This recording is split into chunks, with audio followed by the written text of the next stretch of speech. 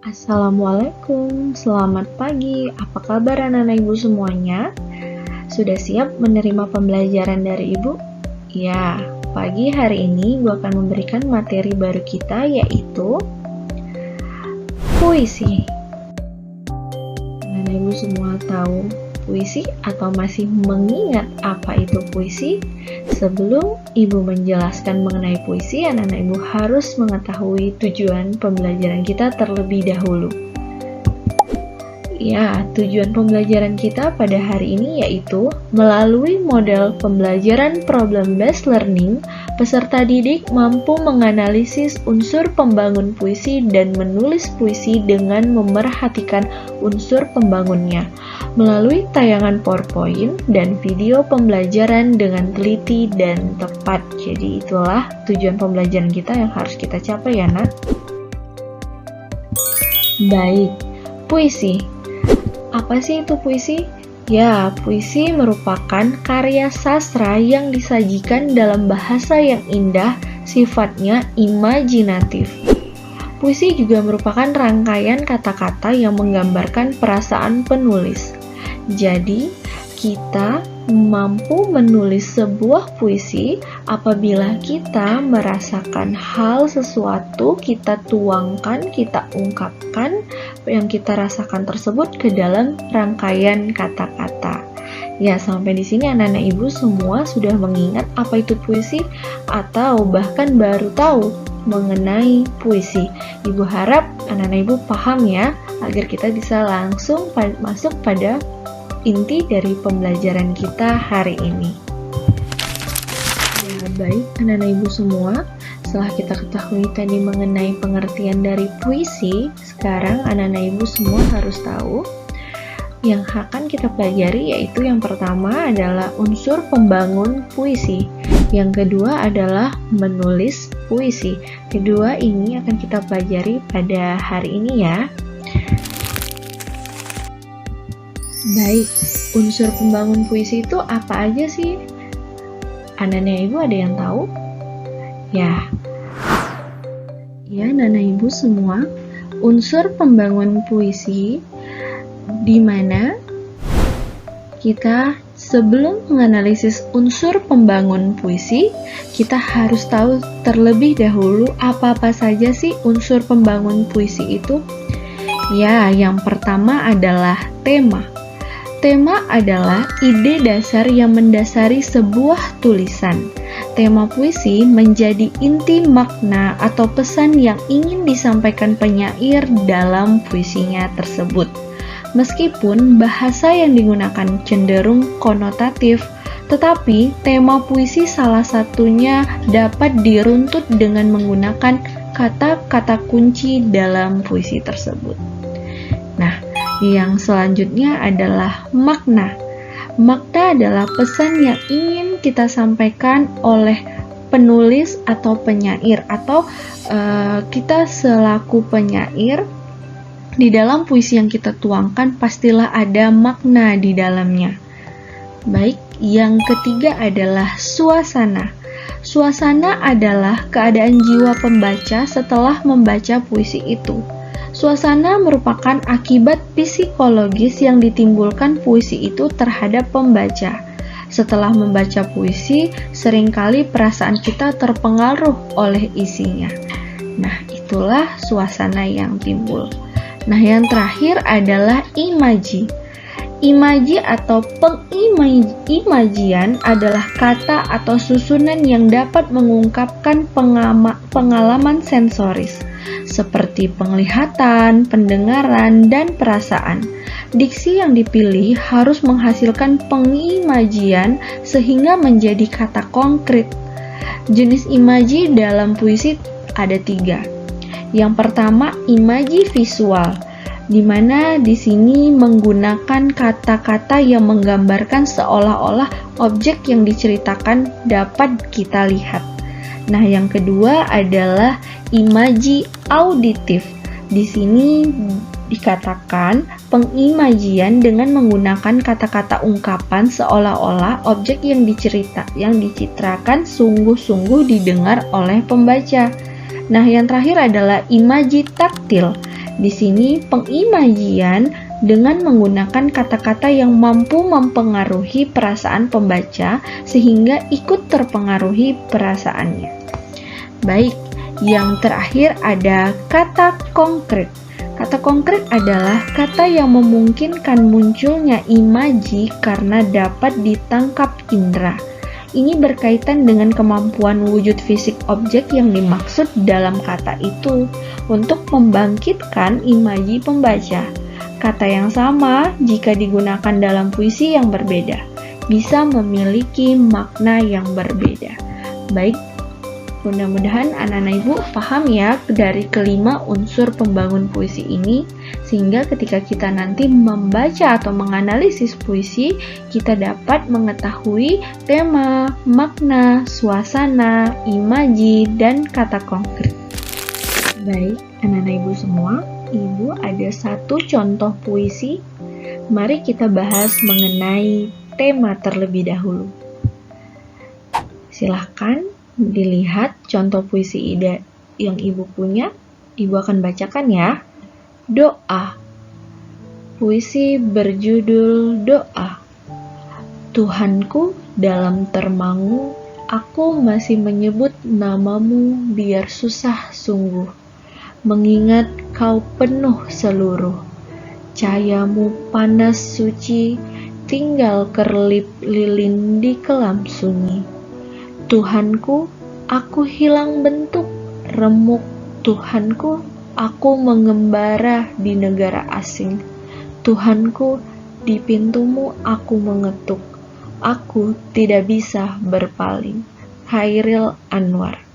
Baik. Dari contoh puisi tersebut, bisa kita tentukan temanya adalah ya sebagai berikut. Ya, di sini ibu menggunakan bahasa religius, yaitu kalau kita artikan ke lebih awamnya atau lebih ke spesifiknya, yaitu tentang keagamaan. Ya, dengan alasan terdapat penggunaan, ya pasti anak-anak ibu tahu ya, yang namanya keagamaan religius pastinya di sini kita lihat dari kata Tuhanku. Karena banyak sekali ya kata Tuhanku yang muncul di puisi ini. Nah, di sini bisa diartikan berisi tentang kepasrahan manusia kepada Tuhannya. Baik, paham ya anak ibu? Selanjutnya mari kita bahas mengenai makna. Ibu akan bacakan lagi salah satu contoh puisi. Aku ingin mencintaimu dengan sederhana, dengan kata yang tak sempat diucapkan kayu kepada api. Yang menjadikan abu, aku ingin mencintaimu dengan sederhana. Dengan isyarat yang tak sempat disampaikan awan kepada hujan. Yang menjadikan tiada, aku ingin Supardi Djoko Damono. Baik, itu adalah contoh puisi yang kedua. Nah, baik, untuk maknanya sendiri pastinya kita harus benar-benar memahami, kita pahami betul kata demi kata, bahkan setiap bait puisi tersebut atau keseluruhannya, barulah kita dapat menemui makna. Nah, di sini dapat kita simpulkan makna dari contoh puisi Aku ingin Supardi Djoko Damono itu adalah seorang yang ingin membuktikan cintanya kepada kekasihnya dengan bukti bukan sekedar kata, bukan janji atau harta benda, cinta tanpa syarat, tanpa tuntutan, tanpa alasan. Nah, baik, itu adalah makna dari puisi yang baru saja ibu bacakan. Baik, untuk yang ketiga adalah suasana.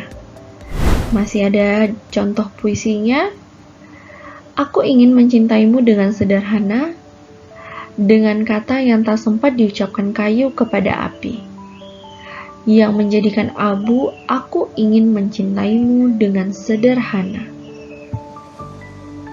Dengan isyarat yang tak sempat disampaikan awan kepada hujan, yang menjadikan tiada, aku ingin Supardi Djoko Damono. Baik, nah kira-kira suasananya apa ya?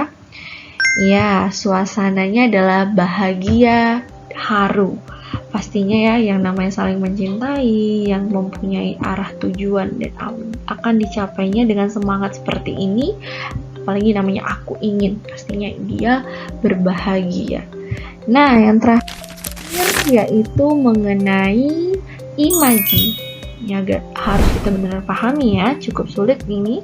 Ya, setiap kita bertemu gadis kecil berkaleng kecil, senyummu terlalu kekal untuk kenal duka.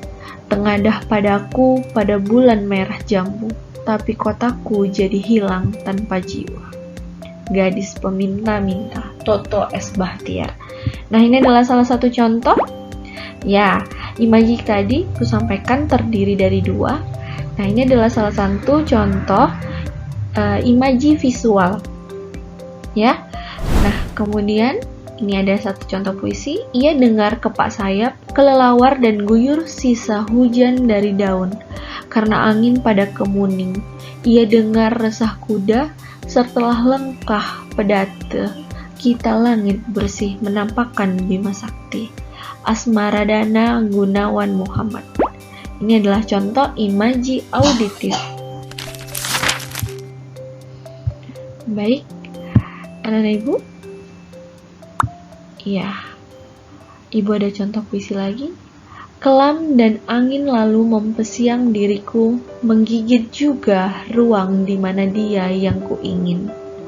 Malam tanpa merusuk, rimba jadi semati tugu.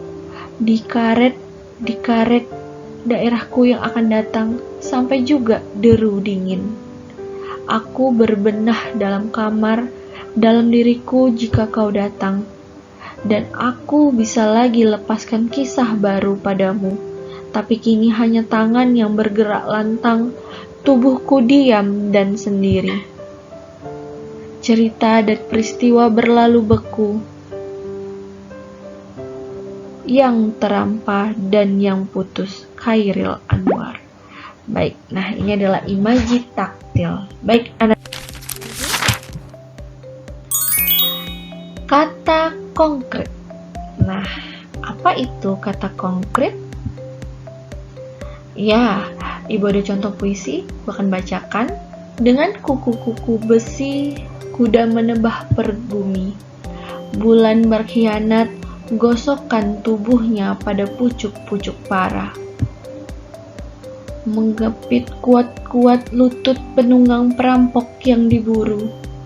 Surai bau keringat basah, jenawi pun telanjang.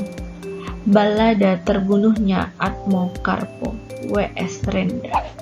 Ya, kata konkret di sini yang mana ya? Ya, bisa kita lihat kuku besi atau sama dengan kuku kaki kuda. Kulit bumi sama dengan jalan yang tidak beraspal. Surai bau keringat basah sama dengan perjalanan yang sangat melelahkan. Dan terakhir adalah jenawi atau samurai. Nah, itu adalah contoh kata konkret yang terdapat pada puisi. Baik, anak-anak ibu, kita masuk saja ke materi kita yang kedua, yaitu materi puisi ya, yaitu menulis puisi. Anak-anak ibu suka menulis puisi? Ya, kita jangan hanya membacanya saja ya, kita harus mampu menulis puisi juga. Baik, anak-anak ibu, sudah siap untuk menulis puisi? Ya, jika siap, kita harus tahu langkah-langkah menulis puisi itu apa saja ya. Ya, yang pertama adalah persiapan. Persiapan seperti apa yang harus kita lakukan? Sebagai seorang penyair, kita harus menentukan tema yang paling menarik terlebih dahulu, di mana tema dapat diperoleh dari mengamati kejadian-kejadian sekitar kita. Setelah itu, kita atau penyair mengumpulkan informasi dari peristiwa-peristiwa di sekitar tema. Baik, yang kedua, inkubasi atau pengendapan. Nah, di sini penyair mengendapkan ide-ide beserta informasi-informasi yang telah dikumpulkan untuk diperkaya dengan masukan di alam prasadar penulis. Caranya bagaimana ya, Bu? Ya, dengan cara mengapresiasikan seakan-akan peristiwa itu terjadi pada diri penyair. Nah, jadi kita benar-benar harus menghayati seolah-olah memang benar-benar saat itu kita sedang merasakannya.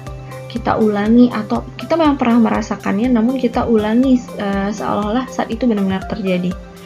Nah, yang ketiga adalah iluminasi. Di sini penyair akan mengekspresikan masalah atau tema tersebut dalam sebuah puisi. Semakin sering si penyair berlatih, maka semakin terampillah mengekspresikan puisi dalam bahasa yang indah.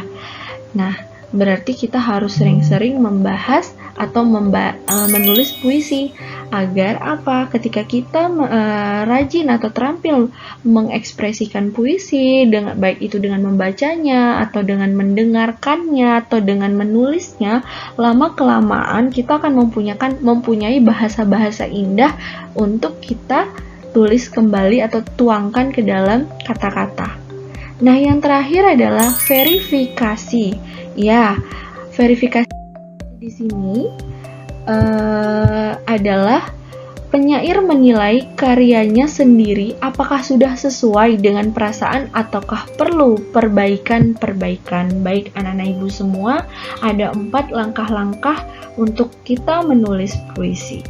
Sampai di sini paham ya? Ya, baik. Baik, mungkin hanya itu saja materi kita pada hari ini. Yang pertama adalah menganalisis unsur pembangun puisi, dan yang kedua adalah menulis puisi. Ibu harap apa yang telah Ibu sampaikan pada pagi hari ini, anak-anak Ibu semua dapat mengerti dan bermanfaat untuk kalian semua. Salam sehat dari Ibu. Akhir kata, wabillahi taufiq wal hidayah. Wassalamualaikum warahmatullahi wabarakatuh.